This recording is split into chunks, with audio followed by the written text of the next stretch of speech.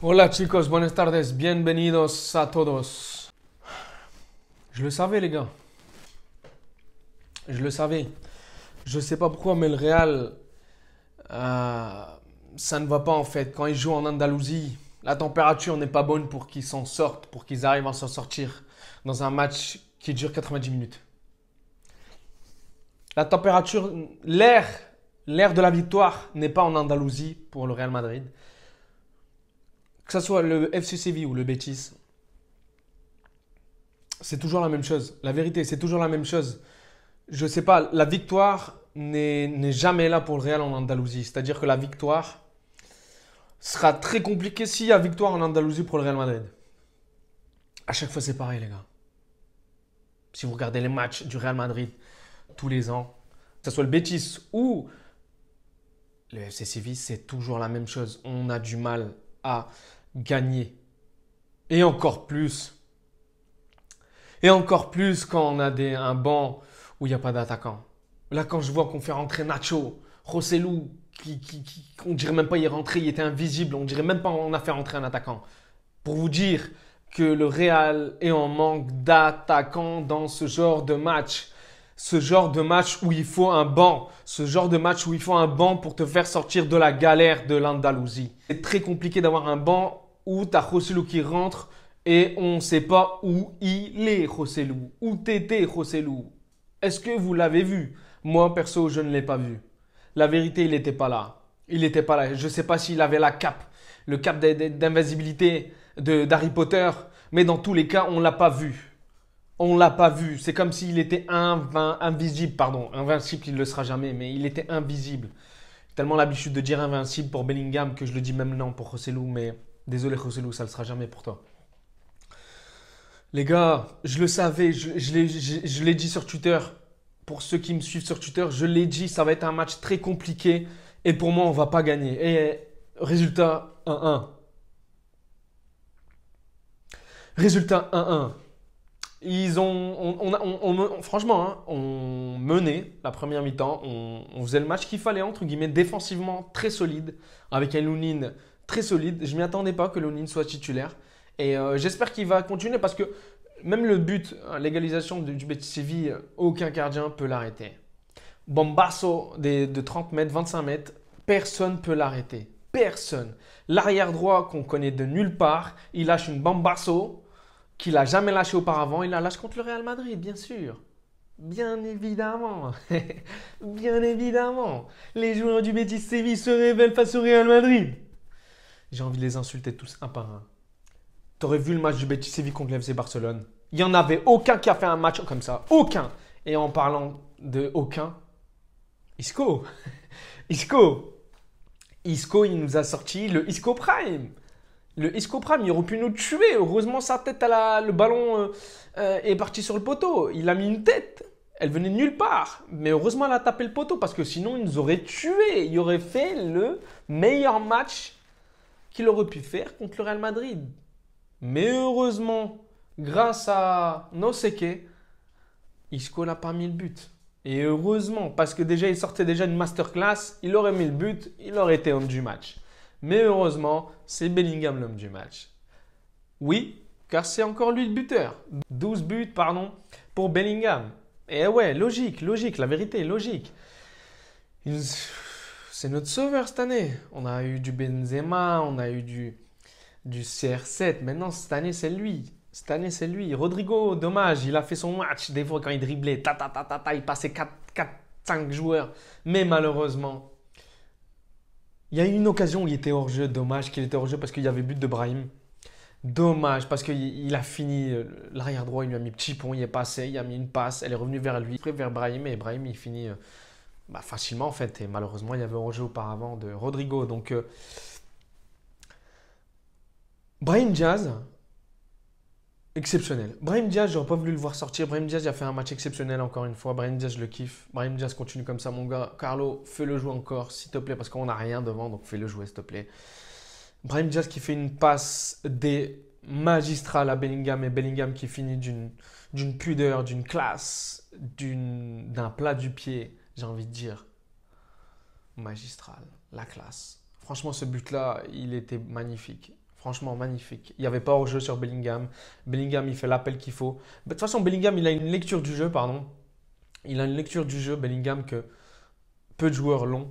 Et c'est formidable. La vérité, c'est formidable de l'avoir au Real Madrid, c'est un régal. Et franchement, on s'est régalé jusqu'à l'égalisation du Betis Séville. Et là, le Betis Séville, ils ont repris le dessus. Et là, on a vu que devant, on avait du mal, quoi. Dès qu'ils avaient égalisé, le Real avait du mal devant. Retour de Modric, de blessure directement titulaire. Ouais, franchement, il a fait un bon match. Il a fait un bon match. Il aurait pu faire plus. Celui qui m'a déçu au milieu, c'est Valverde, la vérité.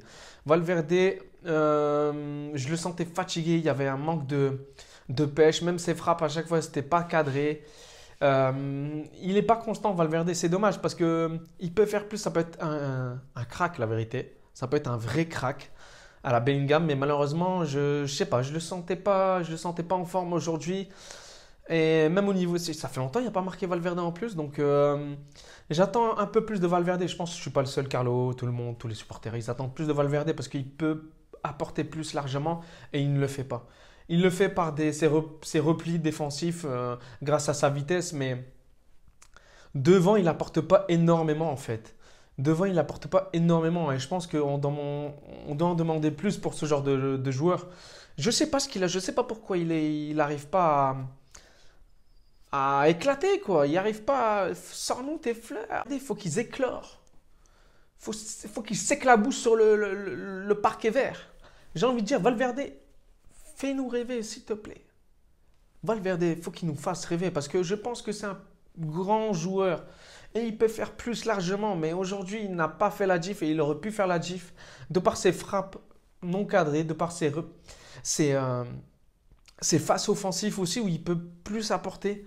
Donc dommage. Valverde, c'est celui qui m'a déçu aujourd'hui, la vérité au milieu de terrain. Modric, Kroos, toujours au top. Brahim Diaz, il a fait le taf avec Bellingham aussi, passeur D, l'autre buteur. Et Rodrigo, il a fait le taf aussi. Malheureusement, il y avait peut-être péno à un moment sur le dribble de Rodrigo dans la surface. Mais bon, l'arbitre n'a pas sifflé. L'arbitre, j'ai kiffé aujourd'hui parce qu'il sifflait pas beaucoup de fautes. Du coup, ça jouait plus, quoi. Il y avait moins d'arrêts de jeu. Et je pense que ce genre d'arbitre, donc je pense que tous les arbitres doivent regarder ce match en fait de cet arbitre parce que la vérité j'ai kiffé ce match.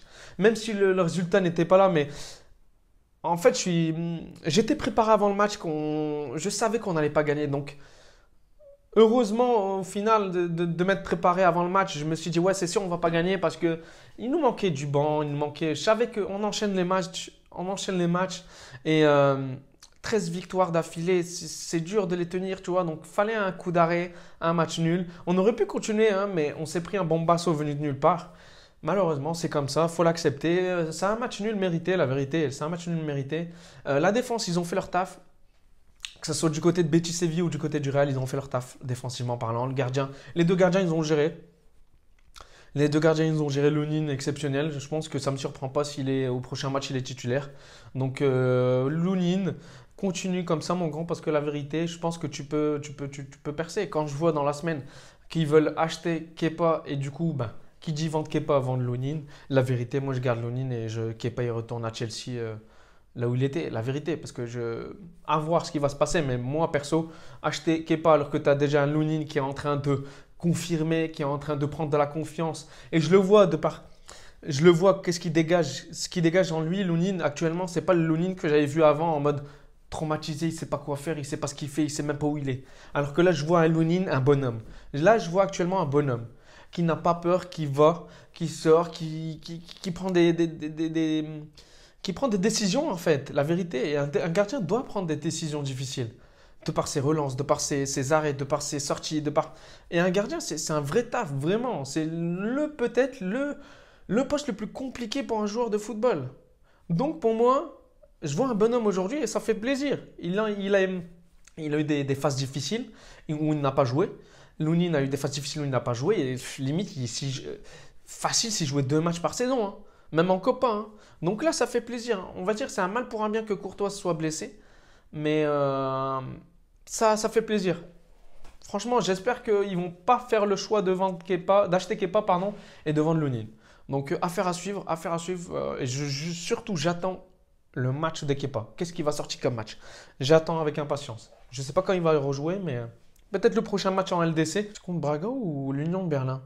Je crois que c'est à l'Union de Berlin le prochain match. Donc, prochain match Ligue des Champions. Et on va voir qui va jouer. Pour moi, ça ne me surprendrait pas que Loni continue à être titulaire. Affaire à suivre. Très bon match du Betis, ils se sont réveillés. La vérité, j'ai eu des bonnes révélations. IOC, il a fait un bon match. Ouais, le Betis Séville, ils ont des bons joueurs. Rodriguez, le Mexicain, le Viejo, là, il est toujours là. Lui, c'est un tonton. C'est un tonton du Betis. Il est toujours là. C'est leur Luka Modric. Et je m'attendais à voir Fekir. Je sais pas pourquoi il n'a pas joué. Je l'ai même pas. Je sais pas. Mais en tout cas.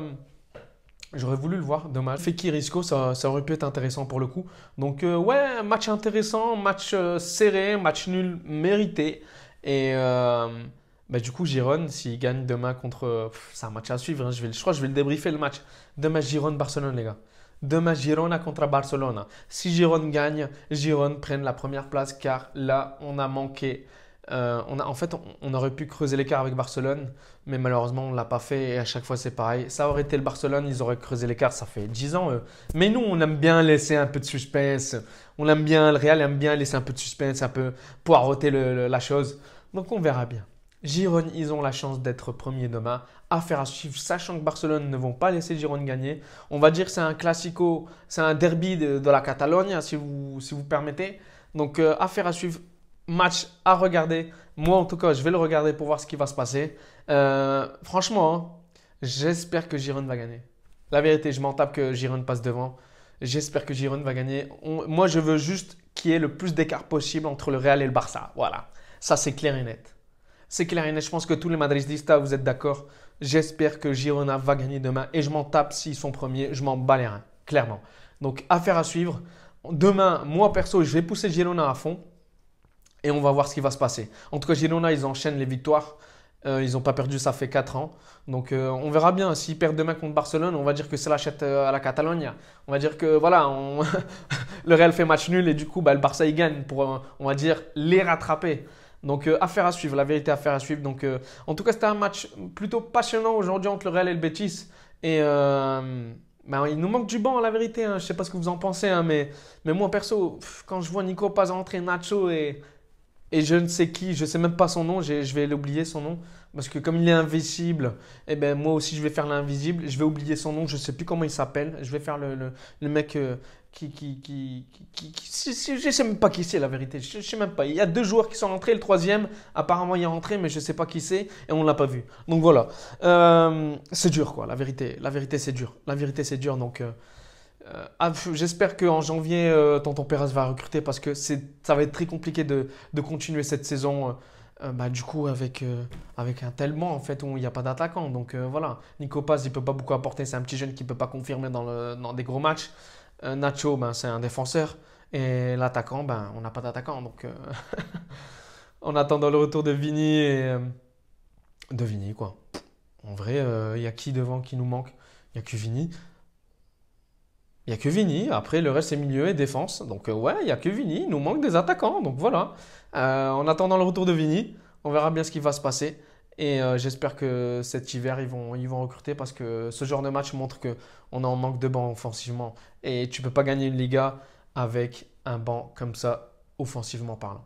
Donc voilà, chicos, j'espère que vous avez apprécié le débrief. N'hésitez pas à liker, à partager et à commenter si vous avez quelque chose à dire. Moi, ça me ferait plaisir en tout cas de voir ce que vous avez. La dernière fois, j'en ai vu en plus qu'il y en a qui ont commenté, donc ça fait plaisir. Et j'ai répondu, j'ai liké, ça fait plaisir. En tout cas, prenez soin de vous, chicos, et on se voit en Ligue des Champions pour le dernier match du Real Madrid. Et peut-être, et sûrement peut-être demain pour un débrief express pour Girona-Barcelona. Ciao, ciao, chicos.